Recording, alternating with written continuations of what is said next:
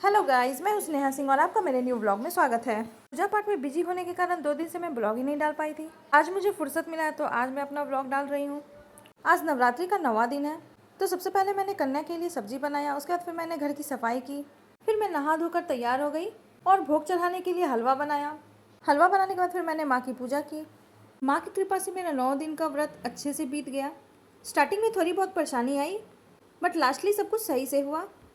पूजा खत्म होने के बाद मुझे कन्या को बुलाने जाना था। कन्या को बुलाने के लिए मैं निकलने ही वाली थी कि बहुत ही ज़्यादा ज़ोर से बारिश होना स्टार्ट हो गया। जब तक बारिश हो रहा था तब तक मैंने कन्याओं को खोइछा देने के लिए बांध लिए। फाइनली मेरे घर में कन्या आ गई और कन्या के साथ एक भैरव बाबा भी आए थे। मुझे अभी तक एक ही कन्या मिली थी। फिर मैं कन्या चोर बनकर कन्या को पकड़ कर लाने के लिए निकल पड़ी। फाइनली मुझे एक ही घर में 9 कन्याएं मिल गई। जब तक मेरी उधर 8 कन्या आने वाली थी, मैंने अपनी सबसे छोटी वाली कन्या को पहले जमा लिया और अपनी छोटी कन्या के साथ मैंने भैरव को भी जमा लिया।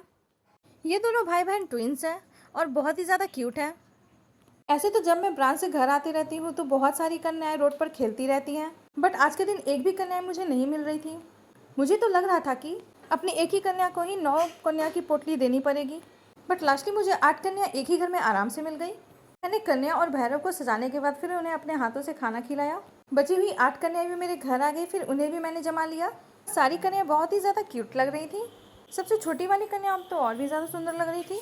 फिर मैंने सभी कन्याओं को चॉकलेट्स दिया और खोइछा दिया और साथ में उनका आशीर्वाद लिया। फिर मेरी 8 कन्याएं घर चले गईं। फिर मैंने भैरव को खोइछा दिया और चॉकलेट्स दिया और उनका आशीर्वाद लिया। और लास्टली मैंने सबसे प्यारी और क्यूट सी कन्या का आशीर्वाद लिया। वो मुझे बहुत ही ज़्यादा प्यार से आशीर्वाद दे रही थी और मेरा गाल भी खींच रही थी। फाइनली आज मैंने अपना व्रत तोड़ा। कन्या का छोड़ा हुआ प्रसाद खाने के बाद फिर मैंने खाना खाया। खाना खाने के बाद मुझे बहुत ही ज़्यादा ज़ोर से नींद आ गई तो मैं सो गई। सो के उठने के बाद मंदिर से भोग आए थे, मैंने भोग वाले प्रसाद खाए। शाम में मेरे घर जीजा जी आए थे तो मैं सज धज कर हाउसिंग बोर्ड चले गई अपने जीजा जी के साथ मेला देखने के लिए। दीदी के यहाँ जाके सबसे पहले मैंने प्रसाद खाया। प्रसाद खाने के बाद मैं घूमने के लिए निकल पड़ी। पूरे भागलपुर में मुझे सबसे ज़्यादा अच्छा पंडाल हाउसिंग बोर्ड का ही लगा। पूरे भागलपुर में माँ की प्रतिमा भी सबसे अच्छा हाउसिंग बोर्ड की ही थी। मेला घूमने के बाद फिर मैंने पेट पूजा किया।